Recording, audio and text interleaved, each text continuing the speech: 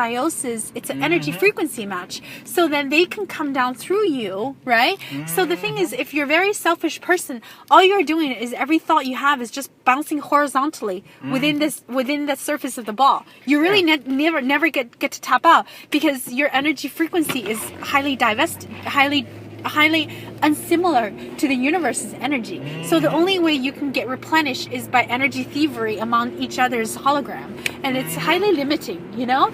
So what we got to do is we each individually must purify, so then we become the portals out of this surface of the ball to tap into higher dimension. And then the only way the higher dimension it's also not like we're stuck doing this all on our own without any help. I mean, we have entire hosts of individuals. Devas, call them devas, spirit guides, elves, sylvans. We have so many guides that want to talk to us, want to get to know us, want to hang out, want to do the cosmic Starbucks, Starbucks it's thing, so much fun. And just do a cosmic latte and just chill and hang out and talk. Yeah, man. And yet they're there and they see us and they see everything we're doing and they sometimes wonder, just shaking their head like, why are you not getting it? Why don't you understand the words coming out of my mouth or something like that? Yeah. But they still love us and they still want to help us. They just sometimes laugh at our own silliness. So basically, the whole point is the only way you can truly get out of a scarcity-based economy is to actually realize what you're running is completely a false facsimile. You have to realize everything you're doing is completely false. It's based on false energy matrix, based on false energy foundation that is disconnected from the universe of its free flow love energy that is always symbiosing with all aspects of itself. So until you can get this in a mass consciousness head, it's just that higher abundance is not going to come through because you're not matching. That's why the angels and all spirit guides do it on a one-on-one basis, because they understand that a lot of us, there's so many that they just don't get it. Yeah.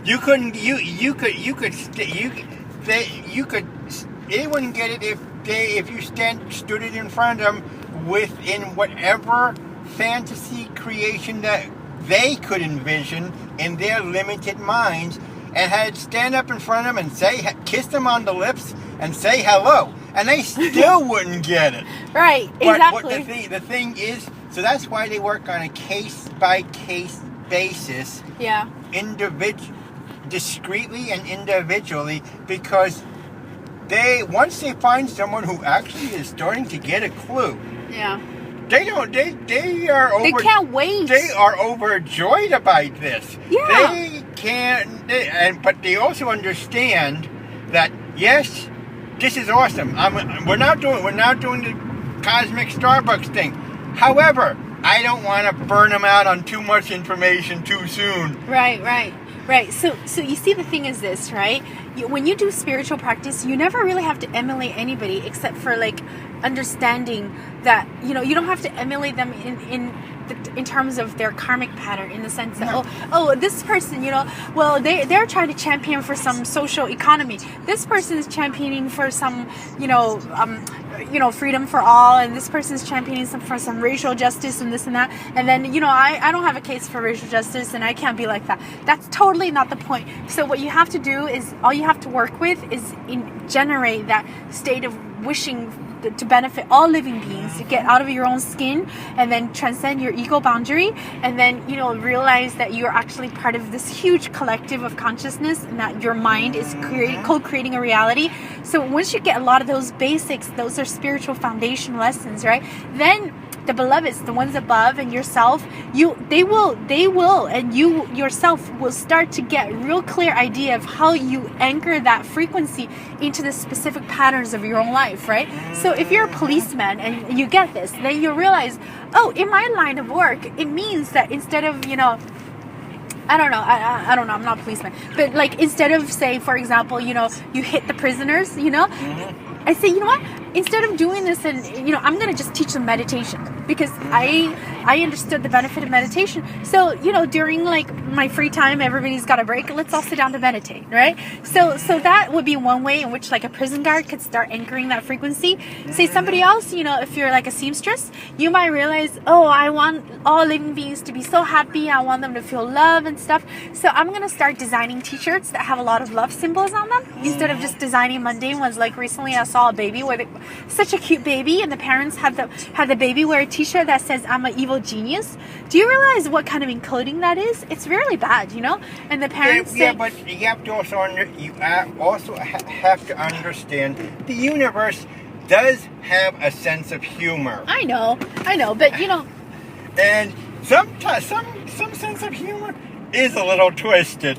Yeah, I know. But I mean, but the whole point there is, as long as the baby wearing the T-shirt, because the baby doesn't understand it like I'm an evil genius, but it does understand its mommy saying like, "Oh, aren't you so smart, you little," and the baby responds like, "Yeah," like, "Yeah," and he may have a particular look that says, "Yeah, I'm a genius, Mom." Yeah, I understand. But, I think because we have so many twists and turns and deviance on this planet, it's actually a lot of times better to just stand on a completely pure appearance basis, because it's less confusing for people, Because it takes certain wisdom to look beyond the wording of such words to impute it positively, right? A lot of people could look at that and have their evil twists be kicked in more easy. So we want to just, because we're already contaminated. You have to understand the context. Some people will just not understand the context of certain things and will always imprint whatever they can understand in whatever. Right. X. So the thing is, because we are in such a contaminated state, it's actually behooves those that have enough awareness to try to strike out an appearance that's quite squeaky clean, because part of the squeaky clean's purpose is to be an antidote for the contaminated to take refuge, for the confusing ones, the migrators in between, to take a refuge, So, but anyway, but beyond a certain point, that where just realize all of this is naming imputation. You can think of it however you want, but a lot of times people who are not so clear, they wind up just getting twisted out, So anyway, the whole thing is, all we need to do individually is start recognizing the God source in us and the Buddha nature in us, and to realize we can live that embodiment. We can embody that, And the more we purify, the more fully you can embody. And it really is a state of exaltation, because you just feel like everything you do, it's doing